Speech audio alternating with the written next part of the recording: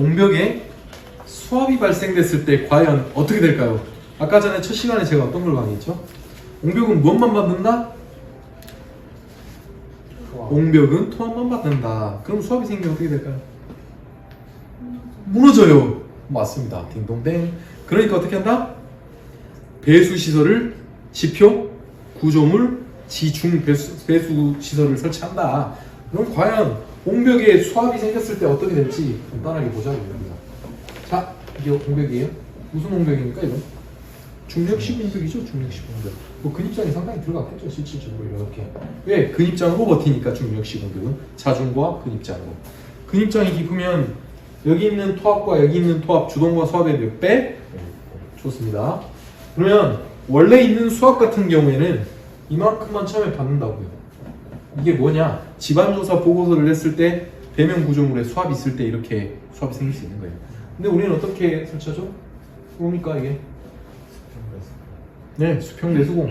그리고 여기다가 맹한 거 설치하죠? 그리고 여기다 칩고 설치하잖아요. 그리고 배면에다 뭐 설치합니까? 배수충을 설치하지 않습니까? 이렇게 엄청나게 설치해요. 이렇게 뭔가를. 근데 만약에 비가 엄청나게 왔어. 그럼 수압이 어떻게 생깁니까? 이렇게 또 추가로 생기죠. 비로 인해서 물이 안 빠졌다 그러면 여기 써져 있어요. 공식으로 검토했을 때 우기시에 약 2배 정도 증가된다 라고 써져 있죠. 왜냐하면 평소 때 물을 다 뺄 거니까. 물이 계속 있으면 문제가 생겨요. 그러다 보니까 물을 계속 배수시설이 배수를 할 텐데 비가 왔을 때 만수위까지 차인다. 그럼 물 높이까지 그럼 계산을 하다 보면 약 그 정도 차인다 라는 거죠. 그래서 우리는 이렇게 경사배수공을 설치를 하면 유선망에 의해서 물이 즉시 오자마자 빠질 거니까 이게 가장 안정적인데, 이거는 현재 있습니까? 여기 시공한 적 있나요? 경사배수제 없어요. 이런 거 만들면 특허를 내야 돼. 특허를 내면 돈을 벌 수가 있어요. 엄청 좋아요. 엄청. 근데 설치가 안 돼. 시공도 안 돼. 그러니까 그런 거 개발하세요. 돌아가셔서. 자, 함께 보시죠. 옹벽 설계의 일반 조건이 나와 있네요. 아까 전에도 말씀드렸듯 전도 활동 지지력 전체 기초 지반의 치마는 지지력이 확보되면 잘 안 생기죠. 이거를 이렇게 검토할 수 있어요. 우리는 진해력과 지지력을 먼저 알아야 돼요. 진해력, 지지력. 가능하나요?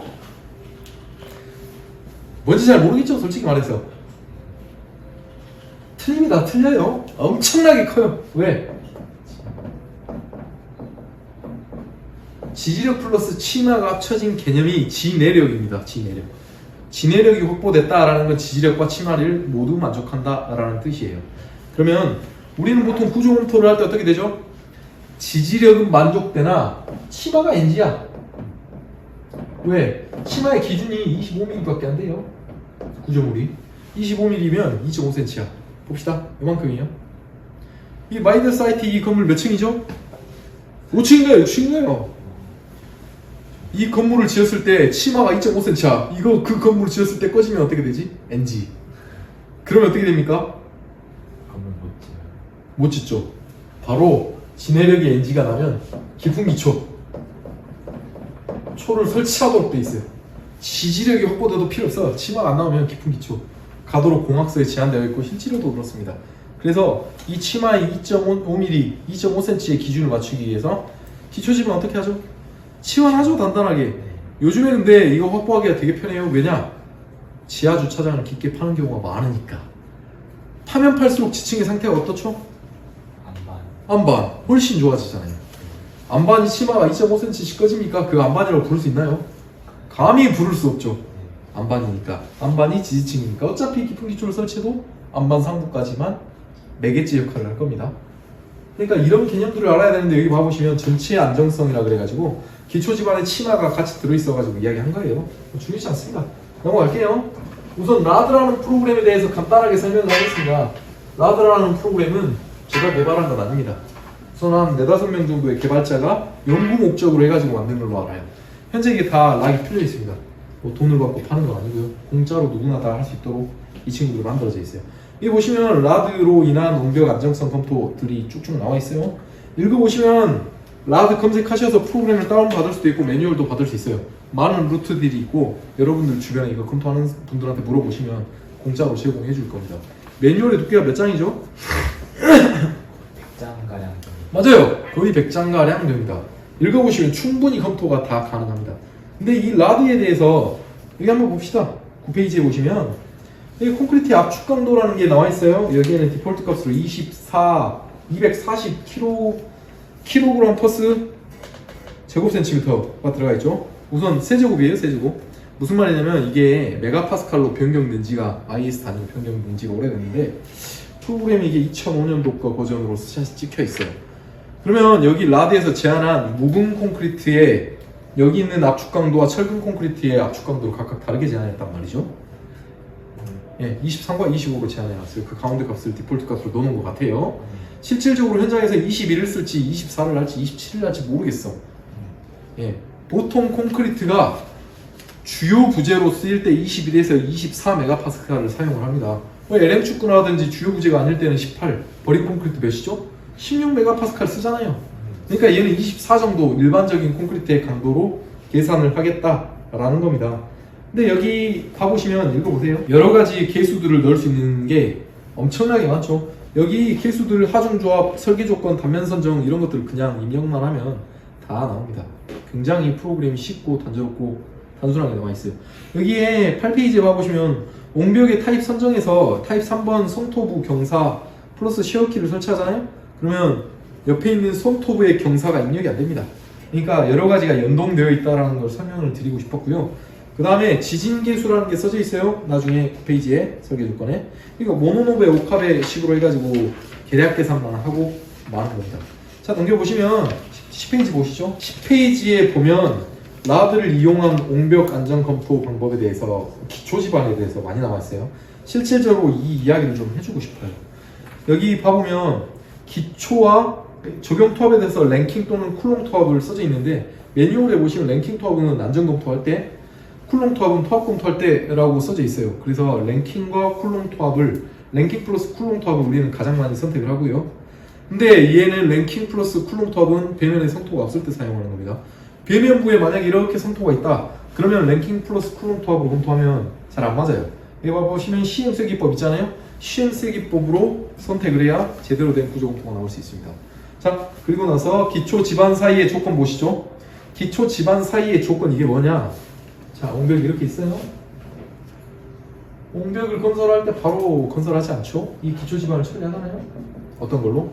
아까 전에 말씀드렸던 대로 치마가 NG가 나면 안 되니까 여기다가 잡석을 깔 거예요. 잡석을 깔거나 그 다음 상부에 버린 콘크리트를 깔 겁니다. 이렇게 버리면 칠 거죠.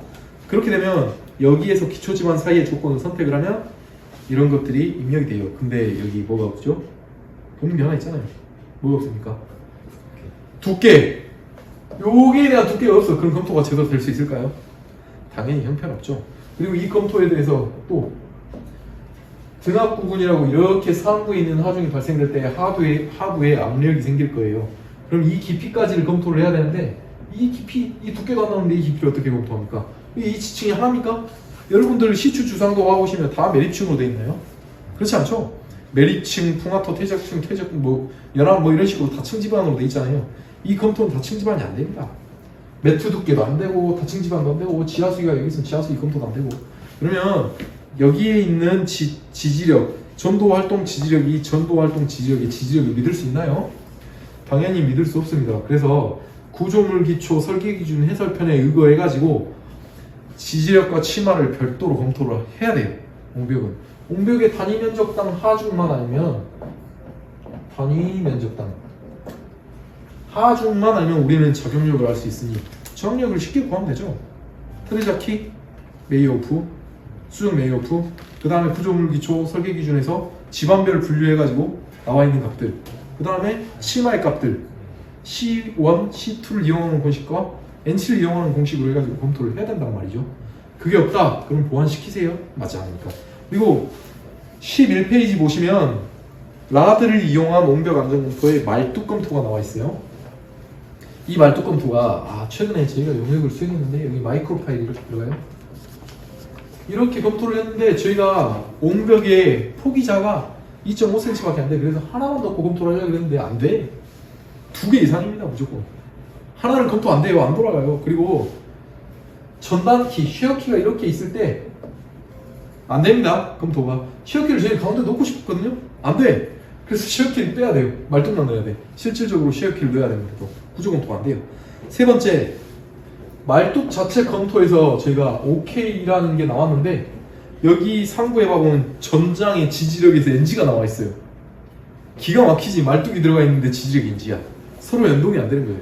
그래서 저기 김희진 과장님 개발자한테 직접 메일을 보내고 문의를 취하셨어. 그래서 최근 버전 어떻느냐, 지지력이 말뚝을 넣을 때 없어졌어요. 말뚝을 넣으면 지지력이 없도록 패치를 해줬습니다. 누구 때문에? 김희진 과장님한테 박수! 아, 대단합니다. 프로그램을 바꿨어요. 원칙대로. 우선 여기서 제일 중요한 거 쉐어키입니다. 쉐어키. 아까 전도 활동 지지력, 난 원어 활동을 검토해야 된다고 했는데 우리 옹벽을 기본적으로 설계할 때 알아야 될 게 전도에 대한 게 NG가 난다. 그러면 어떻게 해야 되죠? 어떻게 하면 됩니까? 전판을 키워요. 그럼 첫판을 키우죠. 옹벽의 크기를 크게 키우거나 아니면 첫판을 키우죠. 옹벽의 높이가 만약에 1이라 치면 저판에 폭은 0.8 정도 됩니다. 보통 이 비율로 구성돼요. 옹벽의 높이가 높아지면 저판의 크기도 당연히 커지는 거예요. 이 저판의 크기를 1대1로 만약에 하면 훨씬 낫죠. 훨씬 나아요. 전도에 대해서. 왜? 여기 토사가 올라탈 거니까. 토사 하중이 발생되니까. 그럼 활동은 밀리는 거라고 아까 말씀드렸잖아요. 시어키를 이렇게 넣으면 돼요. 시어키의 역할이 뭡니까? 두 개예요. 두 개. 시어키의 목적은 두 개입니다. 우선 여기 수동투합이 생겼잖아요. 여기 주동투합이 있는데 얘가 몇 배?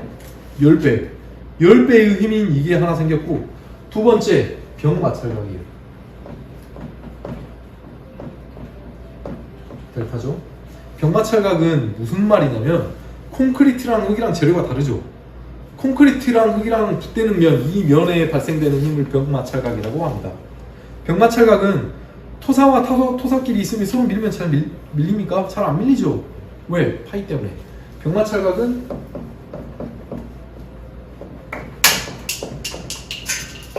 무슨 말이냐면 파이 값이 30이라 쳤을 때 병마찰각으로 계산을 하게 되면 10만 넘는 거예요. 계산상. 갑자기 강도 정수가 한 3분의 1 정도로 줄어든 거예요. 근데 만약에 여기다가 시어키를 넣으면 원래 여기가 다 콘크리트 면으로 부대껴야 되는데 여기 토사 상태가 밀릴 거 아닙니까? 이렇게 토사가. 병마찰각은 여기만 존재하죠. 병마찰각이 아닌 파이 값이 늘어나잖아요. 여기만 병마찰각이야. 그러면 안정적일까요? 안정적이지 않을까요? 당연하죠. 쉐어키의 역할은 두 개입니다. 주동투합과 병마찰각 증가. 그러면 쉐어키만 넣어도 엄청나게 안정적이겠죠? 당연한 겁니다. 자, 여기까지 해서 라드 프로그램에 대한 설명까지 완료했으니 좀 쉬었다 가겠습니다.